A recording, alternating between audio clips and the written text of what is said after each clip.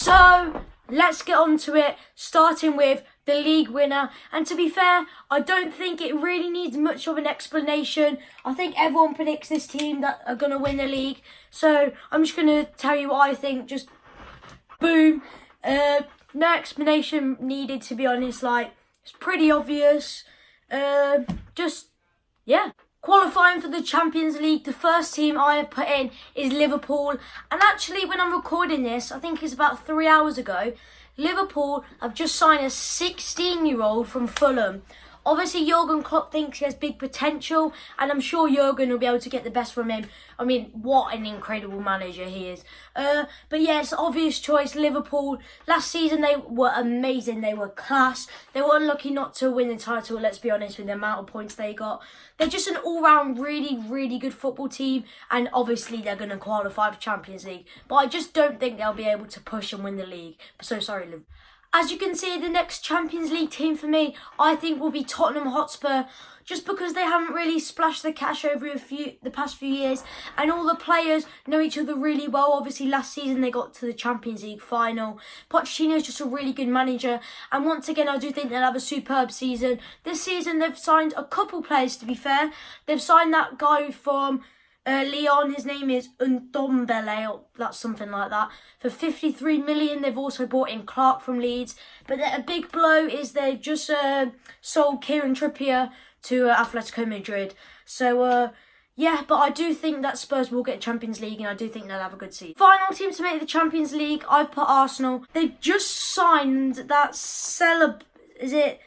I think his name's Seblos on loan from Real Madrid or something. Also, they signed that guy for like nearly 30 million from Centenetti or something, that Saliba guy.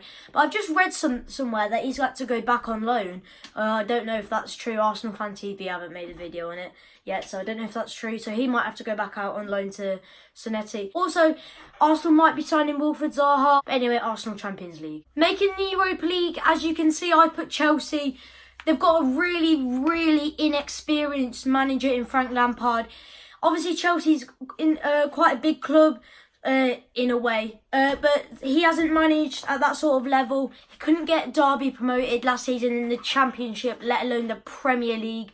Obviously, they've just sold their best player, Hazard. And I think it'll be quite a miserable season for Chelsea. I do think they'll get Europa League. And thinking about it now, I do think that they might finish a bit lower. Obviously, they've got their transfer ban. But a poor season for Chelsea. And I do think there'll be quite a gap between Chelsea and Arsenal this season. Next, I've gone for Manchester United. And that's purely because of their manager, Ole. You saw towards the end of last season, the players didn't really want to play for him. His tactics were all wrong. He didn't really know what he was doing. I think that'll be the same this season, but from the start.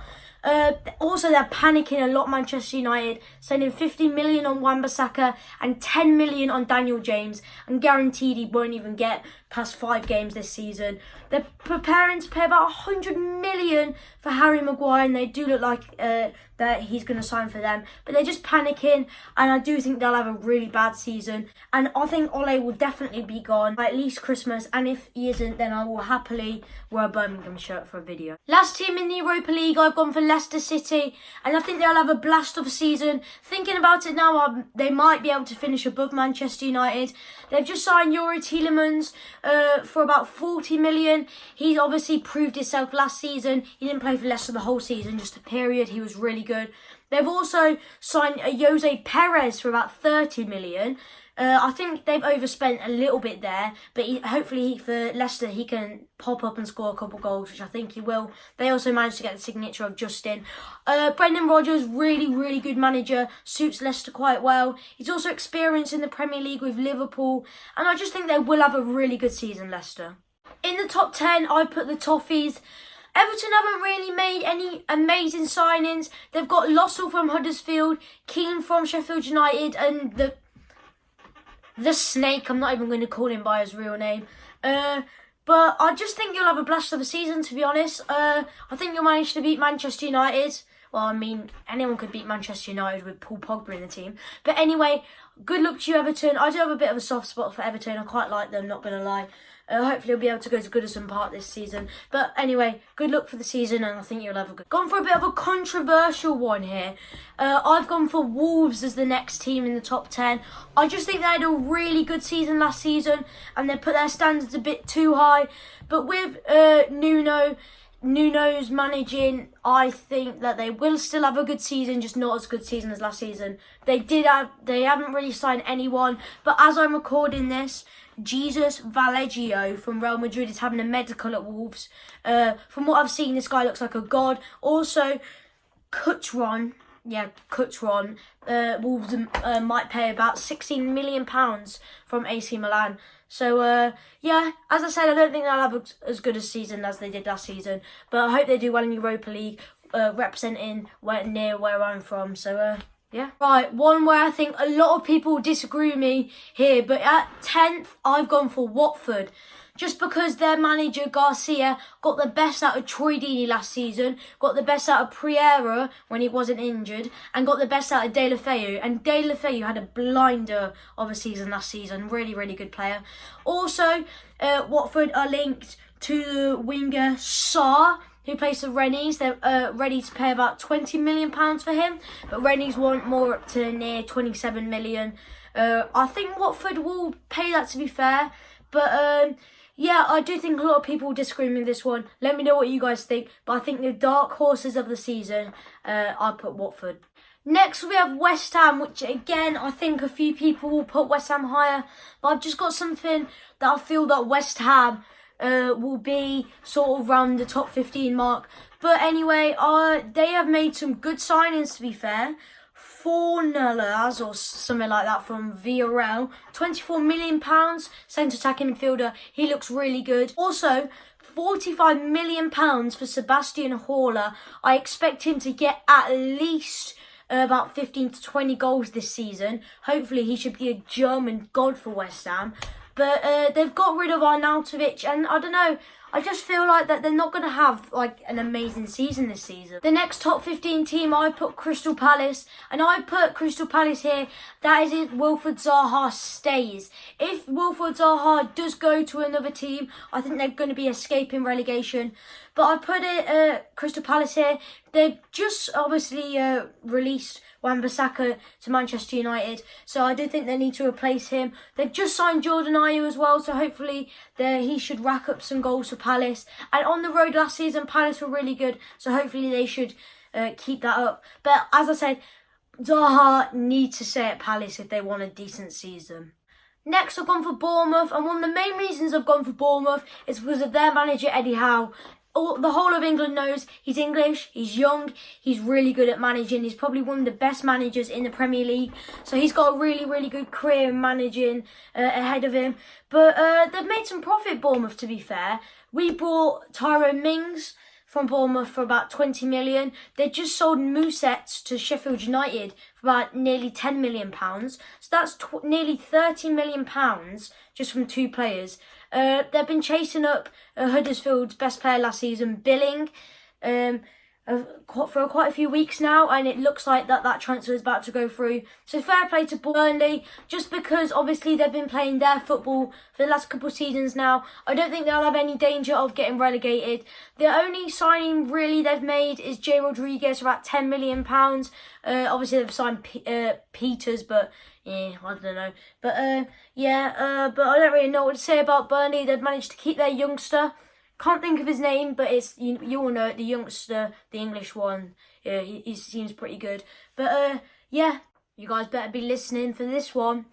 So escaping relegation, I've put my team, Aston Villa, and everyone's saying, yeah, Villa signed the most players in the Premier League, spent the most amount of money in the Premier League. They're doing a Fulham.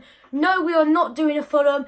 Fulham spent loads of money, more than we've spent, I think, and they just bought the biggest players. We have signed, I think it's 10 players, and House, El Ghazi, and Mings, I think that's it. 3 of our 10 players played last season for us, and the rest have just been players I've never heard of. I heard of Trezeguet and I heard of Targic.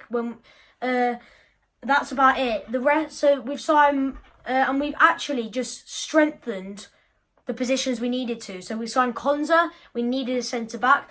We signed Freddie Gilbert. We needed a fullback. We signed Trezeguet. We needed a right wing. We signed Wesley Morales. We needed a striker. You know what I mean? We're not doing a Fulham. We're doing a Villa. I think we're going to come 15th, 16th or 17th. I can't see us finishing up higher than that. If we do, that'd be amazing. But I don't see us getting relegated either. We are not doing a Fulham. Last team before we move on to the relegation is Southampton. I just don't think Southampton are Premier League level. I think they will just survive. It'll be a couple points between them and a team in the relegation spots. But I don't think they're Premier League level. They brought in Shea Adams. That's a decent signing. I don't know if he'll get many goals though. But you just saw last season, they were struggling a lot versus teams. Their manager is pretty good, to be fair.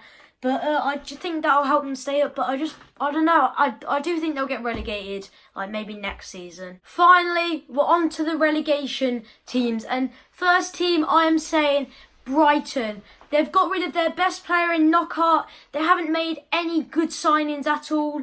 And they haven't won a game since March in the Premier League. They had no confidence at all towards the end of last season. A lot of people are saying Brighton are going to go down. I think they'll go down. I don't think they'll have a good season at all. Another team having a bad season, I think, is Norwich. They've managed to sign Farman, the goalie. He's supposed to be quite good. They've managed to keep on to their main man from last season, which is Pukki. They smashed the Championship last season, but I don't think they'll have as good a season this season. I do think that Norwich and Southampton will be battling out for relegation. Looking at it now, I probably would have put Southampton relegated and Norwich to stay up. But oh well, as I said, I don't think Norwich will have an amazing season. And they might be relegated. And the last team I think are going to finish rock bottom of the league, of course, have to be Newcastle. I mean, when you've got Steve Bruce as your manager, Villa fans know that it never ends well. But they've got rid of Perez and Joselu, their main strikers last season, and replaced them with a lad from Hoffenheim who cost them £40 million, overspent them massively. And I think they'll be losing every week. I don't think they'll have as bad a season as we did when we went down Villa. But I think they'll have a bad season. I think they'll get relegated